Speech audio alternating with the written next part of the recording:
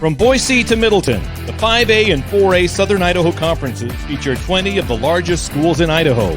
Highlighting the big plays and big stories from Idaho's biggest schools, this is the SIC Prepcast with Wayne Dzubak. That's right. Welcome into another edition of the SIC Prepcast here on IdahoSports.com, breaking down everything in District 3 week in, week out. And Brandon Bainey alongside Wayne Dzubak. Of course, Wayne, the SIC Prepcast is sponsored by D.L. Evans Bank. Absolutely. This is community banking. That's what they tell me, so I believe them wholeheartedly. Absolutely. Well, in the community of SIC athletics, things are as muddy as ever in the football picture. So let's start with that 5A where I think it's proving week in, week out. It is the most competitive conference in Idaho. All those teams at the top, I think, are just going to keep beating up on each other. What do you think? Yeah, I agree with you. I mean, I think we had that in that Eagle Meridian game the other night on Friday night. It was a crazy game. I mean, Meridian came out, and I thought Meridian was going to win that ball game. I only started feeling that Meridian was the best team in 5A SIC. I really started feeling that, okay? But all changed again because anything can happen on any given night, and that's what happened last Friday night, where Eagle came back and won that game 24-23 after being down 20-3 at halftime, and then outscored Meridian 21-3 in the second half. It was crazy, Brandon. What a crazy game it was.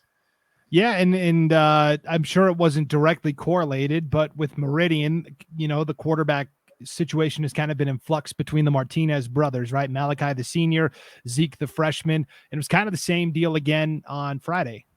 Well, I couldn't figure it out. Malachi started, didn't seem to get hurt, okay? He played the whole first half, and then Zeke played the whole second half, the freshman. So nobody can quite figure it out, but it was the first game that Malachi had started since he began the season against Mountain View as the starting quarterback, and then was hurt late in that game. I mean, with one series to go, he was hurt. So he didn't play in that final series that led to a missed field goal and a 14-13 loss. So this is their second one-point loss on the season. Pretty interesting. And you know what? What was fun about that game is that it kind of turned around. It was a tale of two halves. And then Eagle had a situation with just over 2 minutes to go in the ball game.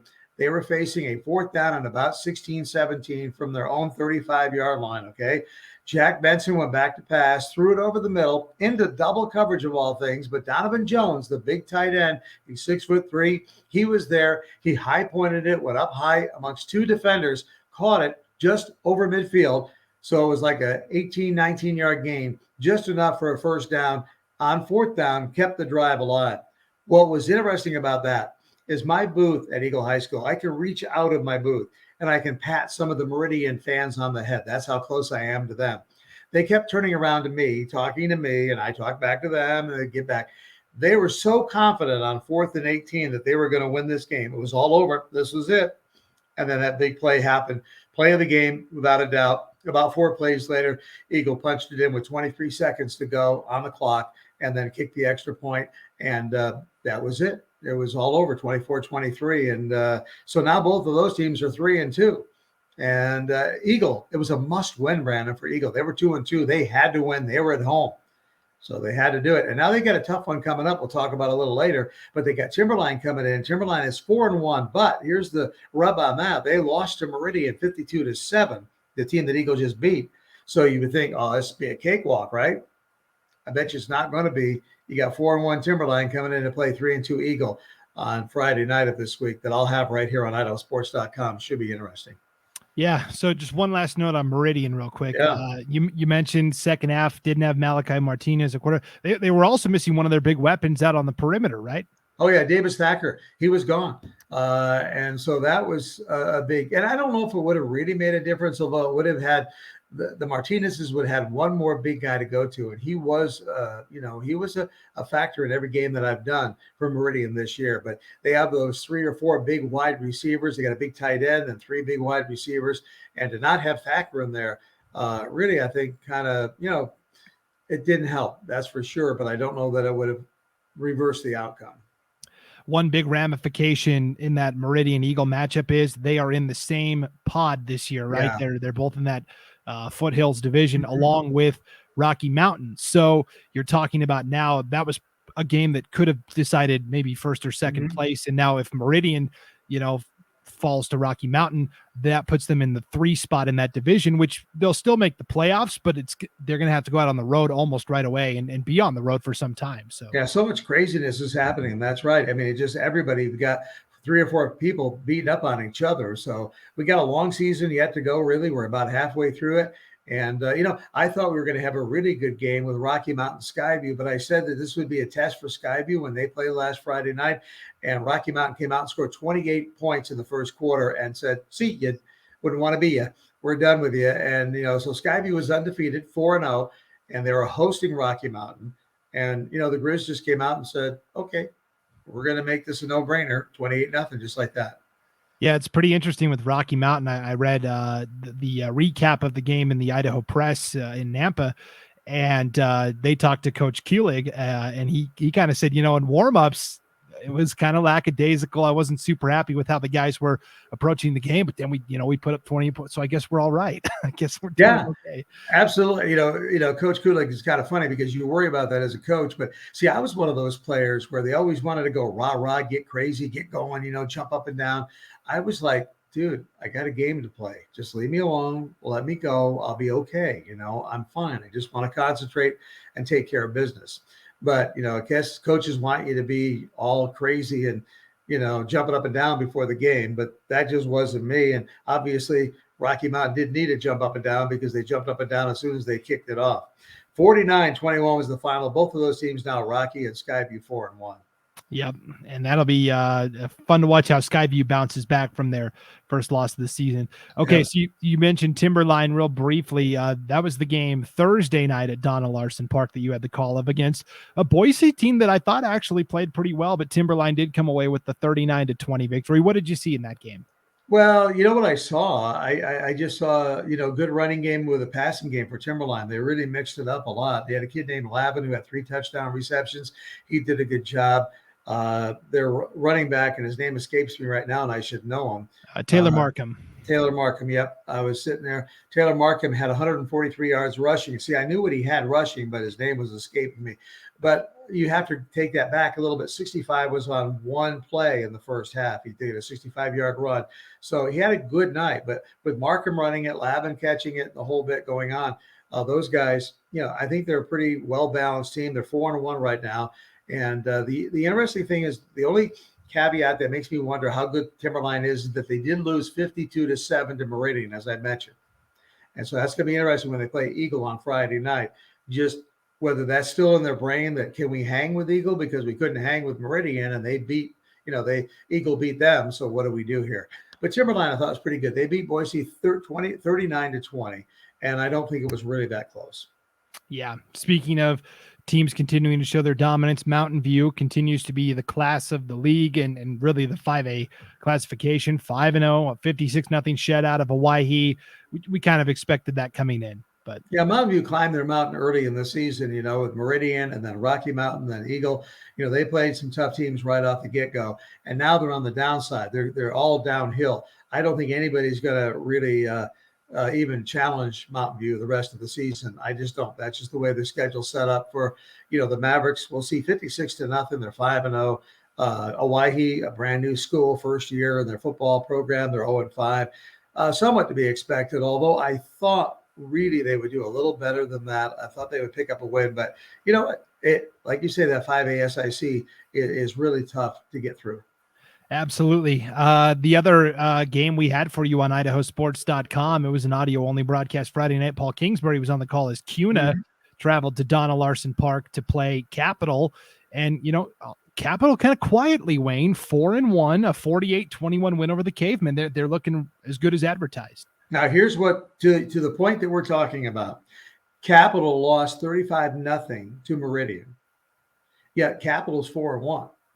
Capital was my dark horse. I thought Capital would come in and I thought more of them than a dark horse. I thought that really they should be one of the top 5 teams in the 5A SIC. They're still there record-wise, but can they compete? I don't know what happened to them. I mean, it was disappointing to watch them lose to Meridian 35-0, not because I wanted them to win or Meridian not to win, but because I thought, as a sportscaster, you want a great game. You want a fun game. You want a 35-33 ball game, goes down to the wire. You stay, focused the whole time. but it was 35-0, and I was surprised that Capital lost, that game to Meridian. So I don't know what to make of them yet, but Capital is still, Max Clark's a great quarterback. They've got some good wide receivers. They've got people there.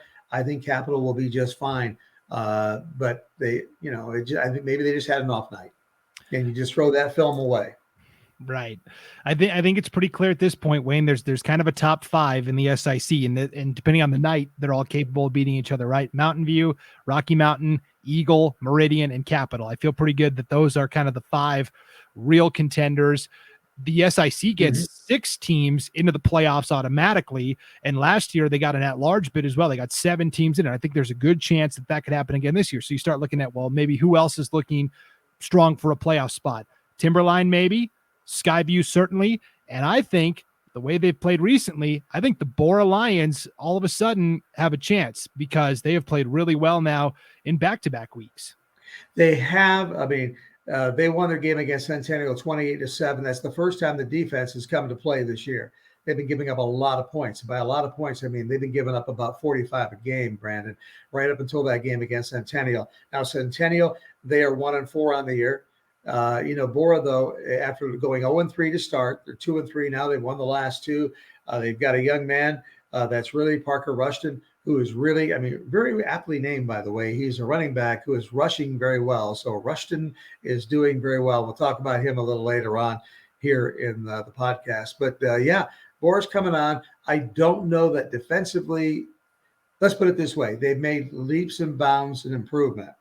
But I don't know yet that they're ready there knocking on the door to say, hi, top 5, we can compete with you.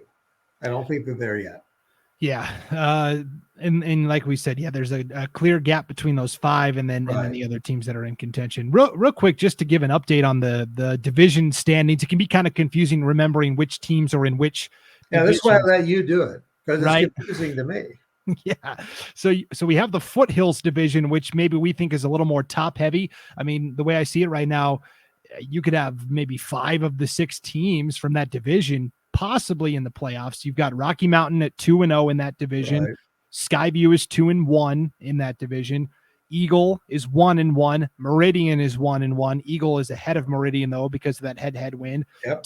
Timberline is in that pod. They're 0-1, and then Boise at 0-1. They're automatically in last place because they're not even playing everybody in their division because they wanted to soften the schedule. Then you look at the River division, which we think is maybe a little more open. Capital continues to lead there. They're 3-0 in the division. Mountain View is 2-0, and that'll be a fantastic matchup when those two finally play. Yeah. And then you've got Bora and Cuna, each 1-1. Centennial 1-2, and Owyhee is already 0-5. They've already played the teams in their division, and now they're going to play cross division games the rest of the way. So it really does look like that Foothills division is a little more a little more competitive than the River division. Yeah, I agree with everything you said. You go through it, and really, it's all going to shake out. I mean, when you throw the divisional games in there and you think about overall records, you can be fine with all these overall records. I mean, it's like Skyview. And they were 4-0. They were on a roll, and they're unbeatable. Then they lose, and all of a sudden, they're not leading that division anymore because they lost the divisional game. So, it's going to be tough. Key now is just going to be to make the playoffs, and then anything can happen there. I mean, seriously, that's the key right now. Just make the playoffs and then take it one game at a time. Yep. And then as a friendly reminder, the final week of the regular season has been set aside for basically pre-playoff matchups, right? The top 2 teams from each division will play each other for the SIC championship. Mm-hmm. And then from there, the second place team from one division will play the 5th place team from the other, and then 3 will play 4. And those cross-division matchups will determine those 6 automatic playoff spots that are up for grabs for the SIC. So I'm glad you understand all that stuff, because it's kind of like district basketball. It gets kind of crazy in there, but I think it's a good way to go, and it's a good way to kind of see what's happening, and a good way to decide who should go to state. Yeah, you have to almost be a math major to break down the SIC these days. I just wait till I wait and I read about it afterwards, and I figure, okay, that's what happened just now. Right. All right. So let's talk about the games that are coming up this week for 5A SIC football. It looks like on Thursday night at Donald Larson Park, Cuna taking on Bora in an audio-only broadcast on IdahoSports.com. Yeah, and I tell you what, I haven't seen CUNA play, so I don't know much about them. But I think the way Bora has been playing, I think Bora at home has a chance to make their third win in a row and go from 0-3 to 3-3. That would be that'd be a big step for the Lions, no question about it. So we'll see what they do. And with Parker Rushton, and again, I'll talk more about him later on. The last two games he's had, his stats are phenomenal. And if you think I'm leading towards a gold star, you may be right, but I'll hold off. Yeah, I will say real quick for CUNA right now, they're kind of the little fish in the big pond, right? They're one of the smallest 5A schools, period. Help is on the way. The elementary schools are bursting with kids. It's going to take a couple years to get those numbers to the level of some of their peers. So absolutely, and they've been struggling because when they went to 4A, a couple of years ago, right to the top they went. They just win the championship. They won the state title. Then they come back to 5A and they're struggling. So you're right. It's a numbers game in some ways. But there's a lot of movement, as we've talked about on this podcast before, a lot of movement in those areas as far as population growth goes. CUNA is really growing. And as people move to CUNA, as people set up down there, you're going to have more and more and more people all the time. Yep. And then our other audio-only broadcast on IdahoSports.com, Friday night from Eagle. It'll be Timberline at Eagle. And again, this is a Foothills division game. If Timberline scores the upset, the standings will be thrown into just complete chaos in that Foothills division. Timberline has a lot of talent. They really do. How they lost so badly to Meridian is beyond me. But you know what? Sometimes Meridian got on a roll this year, or they were just impossible to stop. And I think that's what happened on that given night. And Timberline probably got behind. I didn't do that game, so Timberline probably got behind big time early and then just kind of shut it down. So I think Timberline coming into Eagle, the Mustangs will be red hot. They're really fired up about that 24-23 come from behind win over Meridian last week. Eagle's going to be tough at Thunder Stadium. It'll be rocking. We'll be there at 7 o'clock, and we'll be bringing it to you. It'll be a lot of fun. These audio-only games are great. I know that we love to have video. We can't, but we have audio only for you. It's a great way to get on your iPhone, get on your phone, whatever kind of phone you've got. I say iPhone because it's the only phone I've got, and it's the only way I know. It's the only one I know how to work. But you get on your phone and you go for it. You can listen to it, sit right there in the stands, and have a good time. It's so easy. Just go to IdahoSports.com, hit game streams, find the game you want, hit that. And if I've done all my work right, I got everything ready, and I'm on the right channel, boom, we're good to go. Yeah, I've tuned into those Thursday night broadcasts because Friday, obviously, I'm broadcasting somewhere. You're busy, yeah. Yeah, those Thursday night broadcasts, they're sounding great, Wayne. So well, thank you. I'm on the right channel, and I get on the air, and I find a way to connect to the internet, and somehow I'm making it work.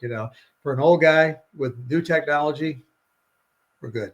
Yep, absolutely. The only other matchup that I think looks good on paper is in the 5A SIC is Skyview at Meridian, because Skyview, 4-0 start, first loss of the year. Meridian, if the injuries are affecting them, can Skyview hang? That's going to be really fascinating to see, I think. I mean, there's no question that Zeke Martinez is a great quarterback, but you are asking a lot of a ninth grader. You are asking a lot of a ninth grader. Most high schools don't have ninth grade. He's got to go to school at a different school and then truck over to practice and the whole bit. I mean, so it's a completely different scenario. That's why you don't see ninth graders playing. So if Malachi is not back, not strong, and Malachi looked good, and I did not see him get hurt in that game. I did see him get hit hard. I don't know if maybe, I don't want to say concussion protocol, but maybe they were just, erring on the safe side that they didn't want to get him back in the game until they found out that he was not seeing 4 people again, that kind of thing. So bottom line is, it's going to be tough. And if Davis Thacker's not back, a lot of things could go Skyview's way. But Skyview's 4-1. They've got to bounce back because I think they felt like they could compete with Rocky. And when they didn't, that takes its mental toll. Yeah, other games on the schedule, kind of strong teams against teams that have struggled, right? You've got Mountain View at Centennial. You've got Rocky Mountain hosting Owyhee as well. So those, and then Boise taking on Capital at Donald Larson Park. So those are all games we think will probably go chalk, but you never know in the SIC, that's for sure. So no, but I think we can be pretty well rest assured that with the exception of Timberline Eagle and Skyview Meridian, I think the favorites are going to win this week in 5A SIC. I could stand pretty strong on that one. Absolutely. You are listening/watching the SIC Prepcast on IdahoSports.com. You can get the audio-only version of this podcast on IdahoSports.com or wherever you download your podcast. Just type in SIC Prepcast. It'll pop up right away. You can also watch the video of this on the IdahoSports.com Facebook page, as well as our YouTube channel. And the SIC Prepcast is brought to you by D.L. Evans Bank. We're going to take a quick break to hear from our sponsor, but when we come back, we'll dive into the 4A SIC and tell you about some of the other fall sports that are going on in the Treasure Valley as well. So keep it right here. This is the SIC Prepcast on IdahoSports.com. Wherever you are, D.L. Evans Bank is right there to help. From applying for loans to opening new accounts and signing documents, personalized service is just a video call away. This is Bank Live with D.L. Evans Bank. This is community banking. And we're back on the SIC Prepcast. Brandon Baney with Wayne Dzubak. The 4A SIC, also kind of like the 5A. It's also kind of interesting. There's a lot of close competitive games. It seems that now last week we thought that all four of the games probably tilted in favor of the chalk, right? In favor of the team with the better record. One game that was super close though was Emmett traveling to Nampa to take on the Bulldogs. You know, the Huskies only escaped with a 10-point win, 40-30. I was really impressed by both teams in this one. Yeah, that of the four games that were played last week, that was the one game, Brandon, I thought could be really close. As you know, Nampa was my dark horse in 4A football. They were 6-3 a year ago. They went to the playoffs. I thought, man, they're going to come out of the chute, but they're not. They're 1-4 right now. But they did give Emmett everything Emmett could handle, and before losing 40-30. But really, that was the only game that I felt would be any kind of contest at all. You got Valley View beat Caldwell 54-12. So Valley View's now 3-2, and Caldwell, boy, I tell you what, it's tough, and I just got to give them credit for getting out there every week and playing. They're 0-5 as it stands right now. BK all over Columbia, 45-0. BK 3-2, and in the other game was Middleton over Ridgeview, 43-19. Middleton at 4-1 on the year. So you know what? I mean, everything went the way we thought. 4A is shaping out that basically Emmett, Middleton, and BK are going to be the teams that are going to duke it out. Yeah, and just based on what I've seen, I think like last year, the SIC at the 4A level got 5 teams into the playoffs, and I still feel pretty good about that.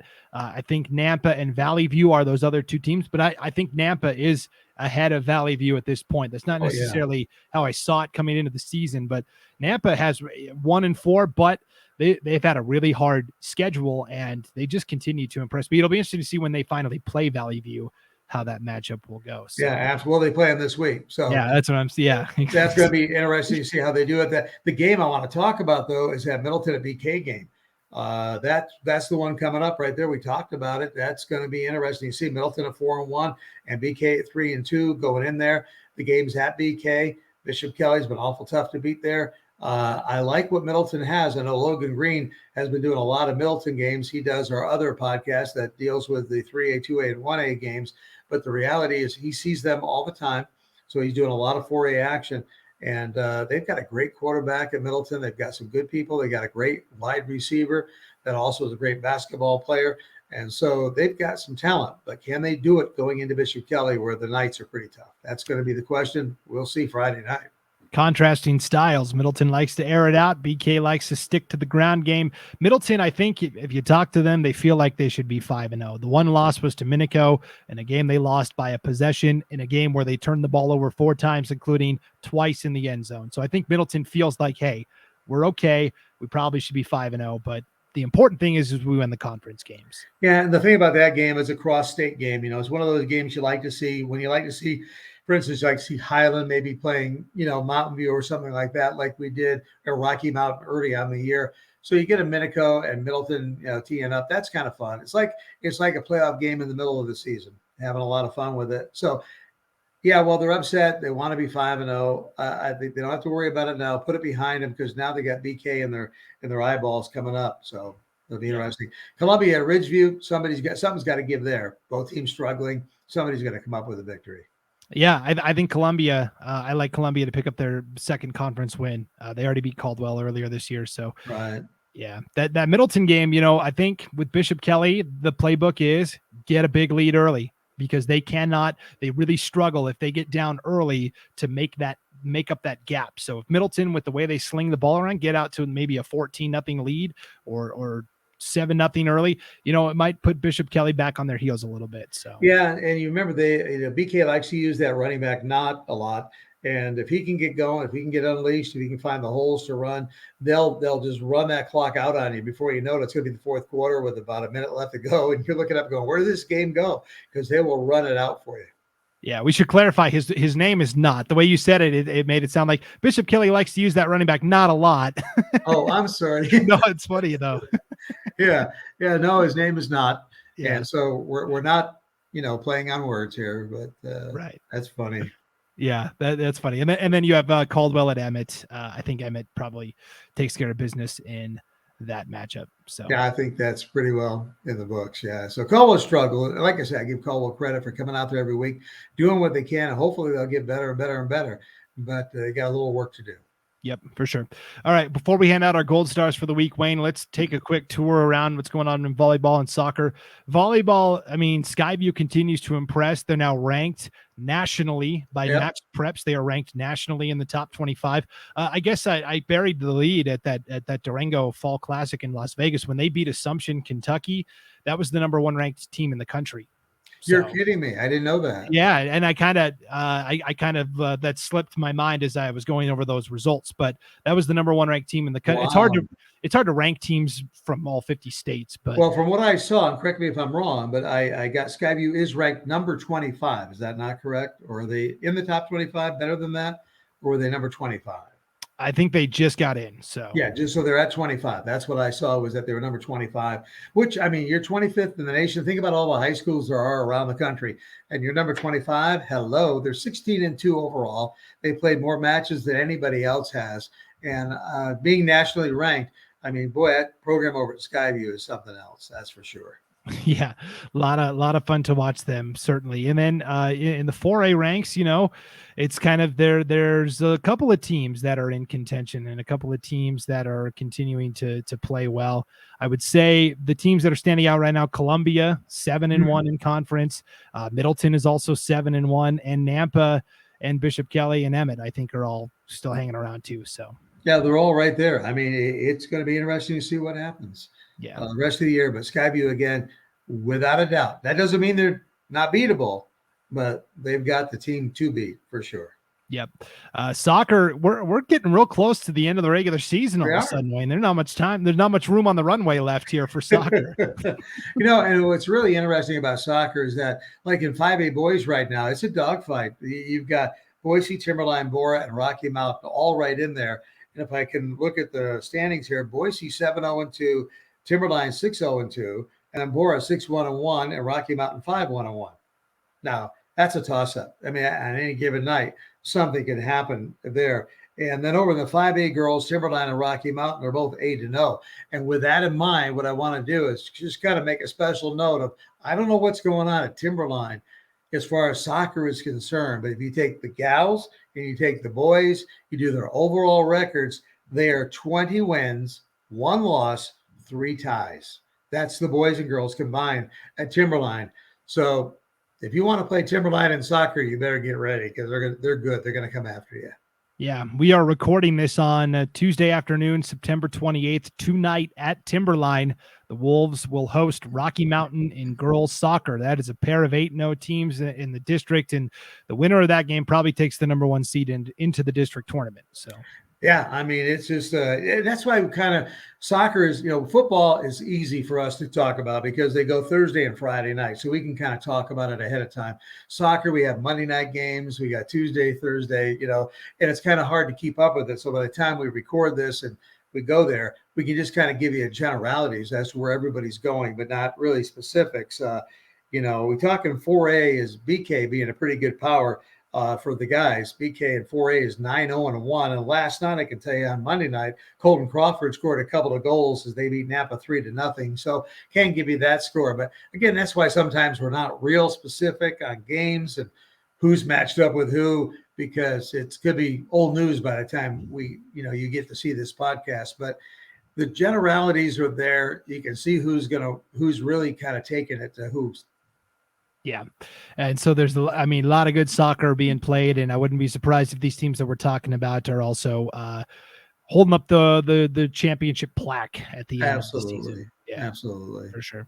All right, well, let's hand out some gold stars this week. This is what we do each week on the SIC Prepcast, kind of like a college football team will hand out a helmet sticker or pride sticker for a good play or a player of the game. And so we're going to give out our gold stars. You want me to go first, or are you going to bat lead off, Wayne? You know what? Let me bat lead off because I had you go first last week. So I'll do that tonight because I had a guy last week that was on my bubble and I didn't give it to him. And I did mention his name, but it was Parker Rushton.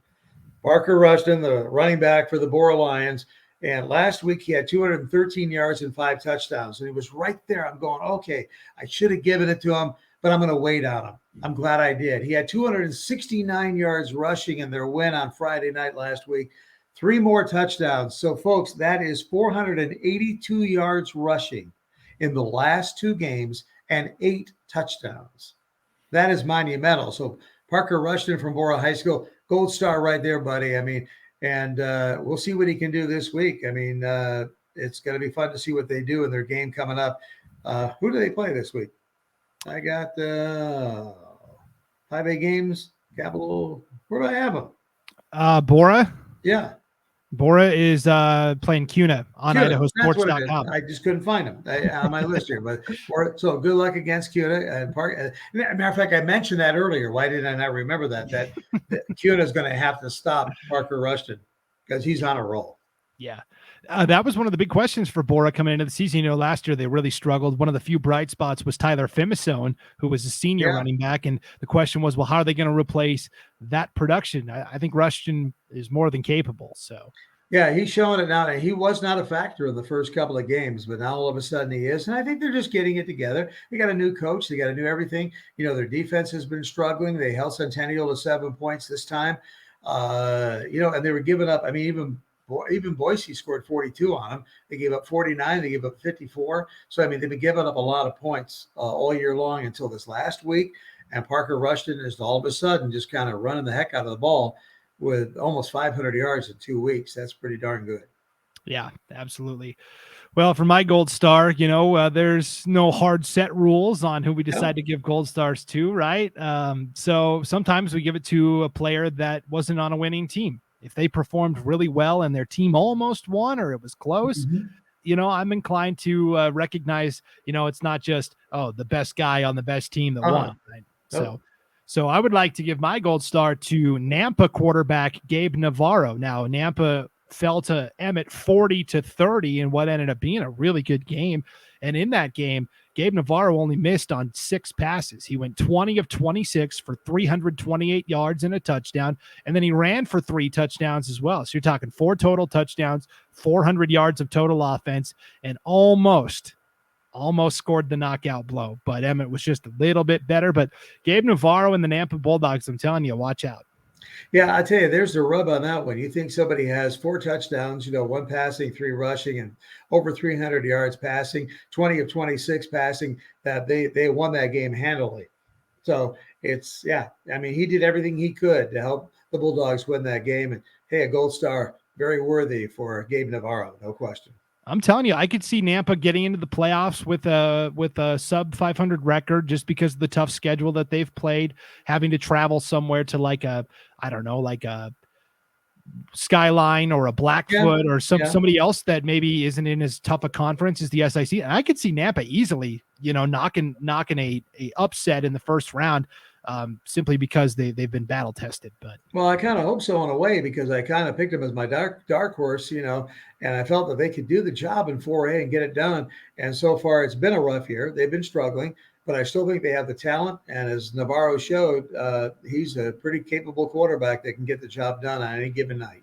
Yeah, absolutely. So it's going to be another fantastic week of athletics here in the SIC. Volleyball still going strong with conference play. You've got soccer kind of getting towards the end of the regular season. Football, some great games on tap. And again, on IdahoSports.com, we will have a couple of broadcasts for you. We will have CUNA taking on Bora at Donna Larson Park. And then also Friday night, Timberline at Eagle. And if you want to see all of the games that we're broadcasting on IdahoSports.com, just click on the Game Streams tab across the top of the homepage, and that'll show you all the games we're doing, not just in District 3, but throughout the state, and not just for this week either. But you can kind of plan ahead and see what we've got coming up the rest of the season also. So, yeah, a lot of fun. I'm looking forward to Timberline and Eagle.